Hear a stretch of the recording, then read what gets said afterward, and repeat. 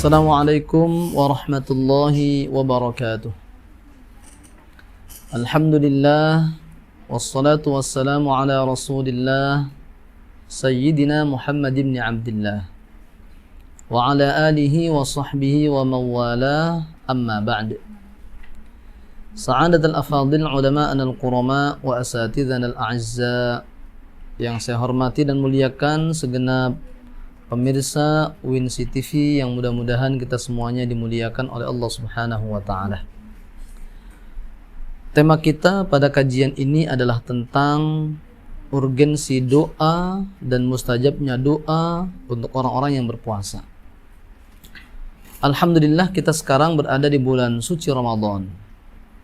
Ramadan ini identik dengan berbagai macam fadilah, keistimewaan yang tidak dimiliki oleh bulan-bulan lainnya. Di antara fadilah dan keutamaan itu, bulan Ramadan ini adalah bulan ampunan. Dia juga bulan rahmah. Bahkan dia merupakan bulan idkun minan nar, pengampunan dari api neraka. Namun ada sebagian orang yang kurang faham tentang tiga hal ini, katanya terbagi-bagi. Ada yang mengatakan 10 hari pertama Ramadan adalah merupakan fase rahmah. 10 hari berikutnya adalah fase maghfirah, ampunan. Lalu 10 hari terakhir adalah fase idkun minan nar, berdasarkan satu hadis. Tetapi menurut para ulama, hadis itu dianggap hadis yang bermasalah. Maka menurut mayoritas ulama, bulan Ramadan ini dari awal sampai akhir merupakan bulan rahmah, bulan ampunan, sekaligus bulan idkun minan nar. Tetapi jangan sampai kita melupakan ada di antara fadilah lain bulan Ramadan ini merupakan bulan diangkatnya dan dikabulkannya doa-doa orang yang berpuasa. Maka salah satu ibadah yang harus terus kita lakukan sepanjang Ramadan ini adalah berdoa kepada Allah Subhanahu wa taala. Bukan hanya puasa, bukan hanya salat tarawih, bukan hanya tadarus Al-Quran, tapi juga berdoa kepada Allah Subhanahu wa ta'ala. Bahkan doa ini termasuk ibadah yang paling ringan, paling mudah, dan tidak perlu modal banyak. Cukup misalnya kita angkat tangan, sampaikan permohonan kita kepada Allah, bahkan tidak harus menggunakan bahasa Arab, bahkan tidak harus diucapkan, dalam hati pun juga cukup. Itu doa. Maka doa salah satu ibadah yang paling mudah dan paling murah, tapi seringkali kita lupa untuk melakukannya. Maka dalil tentang mustajabnya doa orang yang berpuasa ada di antaranya dalam riwayat Imam Ibnu Majah nomor hadis 1752. Dengan derajat hadis menurut sebagian ulama di hadis adalah sahih, sebagian mengatakan hasan. Tapi ada juga mengatakan dhaif. Tetapi untuk kategori seperti ini masih bisa dipakai, apalagi ini adalah hal-hal yang bersifat at-targhib wa tarhib, bukan mengenai masalah halal dan haram.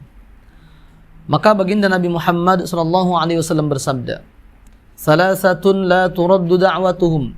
Ada 3 orang yang doanya tidak ditolak oleh Allah Subhanahu wa taala. Siapa? 1, al-imamul adil, pemimpin yang adil.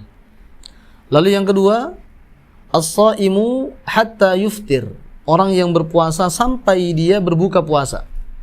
Kemudian yang ketiga, da'watul mazlum, doanya orang yang teraniaya. Ada satu riwayat lain tidak menggunakan as-shaimu hatta yuftira, tapi as-shaimu hina yuftiru. Maknanya orang yang berpuasa ketika dia berbuka. Maka itu saat kita berpuasa, kapankah waktu doa kita mustajab? Berkaitan dengan puasa, berdasarkan 2 riwayat tadi, yang pertama menyatakan hatta yuftira, berarti sepanjang kita berpuasa, mulai dari terbit fajar, subuh, sampai maghrib, siangnya, paginya, petangnya, itu adalah waktu doa kita mustajab. Tapi pendapat yang kedua berdasarkan satu riwayat yang berbeda tadi, hina yuftir, berarti waktu mustajabnya adalah saat kita berbuka puasa. Maka ketika berbuka puasa itu berdasarkan apa yang disebutkan misalnya dalam kitab Hasyiyah Al-Baijuri atau dalam kitab I'anatul Talibin, dalam kesunahan-kesunahan puasa, orang berbuka puasa membaca bismillah saja dulu. Atau tambahkan Allahumma barik lana, silahkan. Lalu kita membatalkan puasa kita. Apakah dengan kurma, ataukah kemudian dengan air. Baru kemudian kita berdoa. Allahumma laka sumtu, wa bika amantu, wa ala rizkika aftartu. Atau digabung dengan riwayat yang lain. Zahabal dhama'u, wa batallatil uruqu, wa thabatal ajun insyaallah. Lalu setelah itu lanjutkan dengan doa-doa yang lain yang kita kehendaki. Itu waktu mustajab. Maka sepanjang kita berpuasa, mulai subuh sampai berbuka, dan saat ketika kita berbuka, merupakan waktu doa yang mustajab, yang sangat didengar oleh Allah Subhanahu wa Ta'ala, sangat diharapkan dikabulkan oleh Allah Subhanahu wa Ta'ala. Pemirsa Winsi TV yang berbahagia, tetapi tentu saja janji dikabulkannya doa ini, sebagaimana hukum-hukum yang lain, ada S dan K yang berlaku, syarat dan ketentuan yang berlaku. Tidak setiap doa mesti diijabah, tidak demikian. Sebab ada juga doa-doa yang bahkan dilarang, diharamkan. Misalnya doa yang kaitannya untuk mencelakakan orang lain, padahal orang lain itu bukan orang yang menzalimi kita. Atau doa yang mengandung memutus silaturahim, itu tidak boleh kita lakukan. Maka ada dalam berdoa adab-adab, etika-etika yang harus kita laksanakan agar doa kita betul-betul mustajab. Apa diantaranya? Satu, harus diniati dengan niat yang baik, ikhlas karena Allah Subhanahu wa Ta'ala.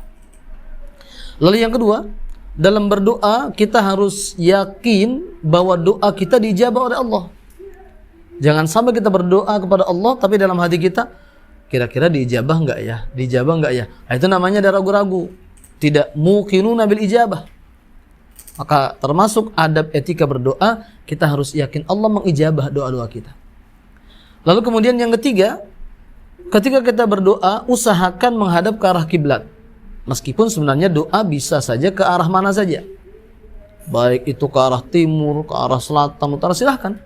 Karena Allah Maha mengetahui, Maha mendengar. Tapi salah satu etikanya agar lebih besar potensi dijabahnya, menghadap ke arah kiblat.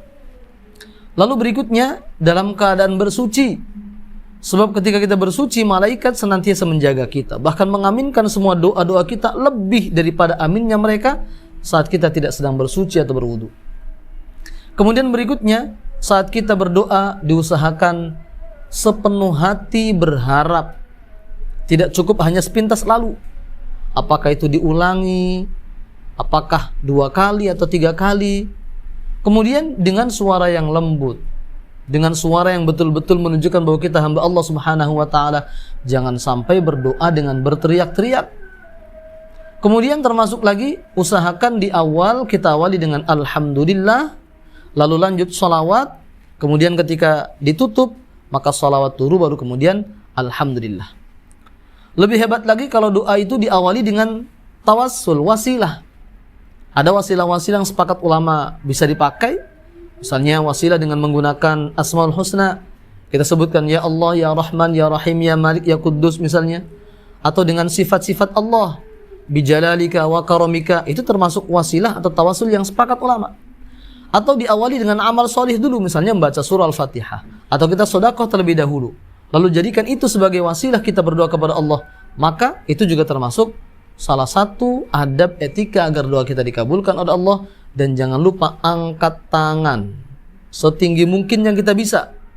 Jangan malas untuk itu. Sebab salah satu riwayat mengatakan Allah sangat malu ketika tangan hamba diangkat lalu kemudian diusapkan ke wajahnya, Allah tidak kabulkan doa-doanya. Maka sekali lagi, ini merupakan bulan yang luar biasa, bulan doa kita mustajab. Maka bagi para pemirsa sekalian yang punya hajat-hajat, jangan lupa berdoa kepada Allah Subhanahu wa Ta'ala di bulan Ramadan ini, terutama saat kita berbuka dan saat kita berpuasa. Mudah-mudahan hajat kita dunia dan akhirah dikabulkan oleh Allah Subhanahu wa Ta'ala. Amin ya rabbal alamin. Ini saja mungkin yang bisa kami sampaikan, kurang dan lebihnya mohon maaf. Ihdinas siratal mustaqim, wallahu muwaffiq ila aqwamit thoriq. Wassalamualaikum warahmatullahi wabarakatuh.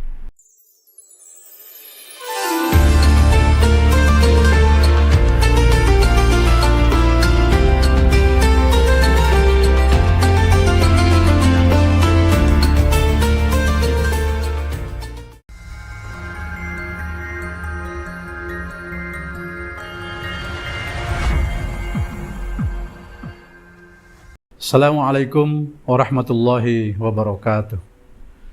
Menjelang tibanya bulan suci Ramadan tahun ini, saya, Dekan Fakultas Usuluddin Adab dan Dakwah, UIN Sultan Haji Muhammad Idris Samarinda, mengucapkan selamat menunaikan ibadah puasa 1447 Hijriah.